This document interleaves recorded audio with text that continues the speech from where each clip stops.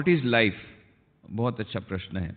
यही प्रश्न स्वामी विवेकानंद को पूछा था खेतड़ी के महाराजा अजीत सिंह ने। Swami ji, what is life? Swami ji ने तुरंत उत्तर दिया, my dear prince, life is nothing, life is the unfoldment of a being under the circumstances trying to press it down.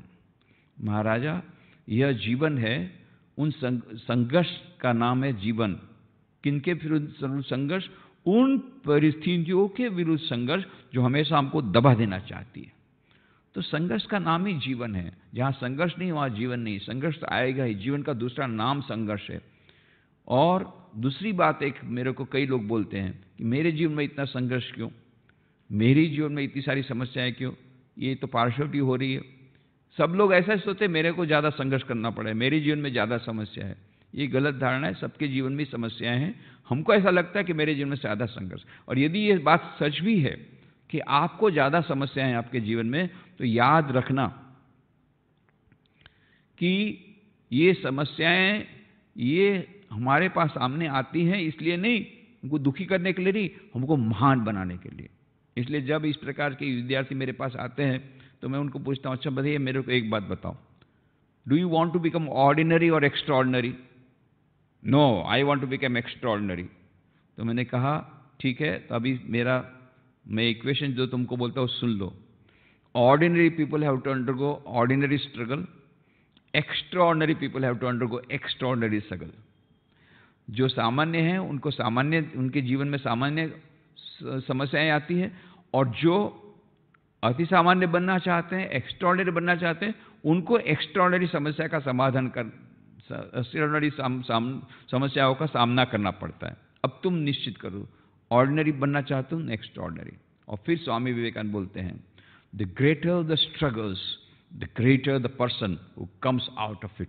जितना जीवन में संघर्ष होगा उतना ही महान मनुष्य होगा।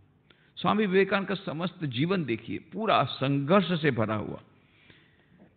20 साल की उम्र में पिताजी की मृत्यु हो जाती है। उस समय के ज़माने में जबकि नौकरी तो इतनी सरलता से मिलती थी, आज के ज़माना अनएम्प्लॉयमेंट का प्रॉब्लम नहीं था। उस समय अप्लाई नो रिप्लाई, उनको नौकरी नहीं मिलती जब तक कि वो ग्रेजुएट थे और ऑलरेडी लॉ की भी गल करते थे। ऑलरेडी उन्होंने कोर्ट में जाना भी शुरू कर दिया था फाइल लेकर के।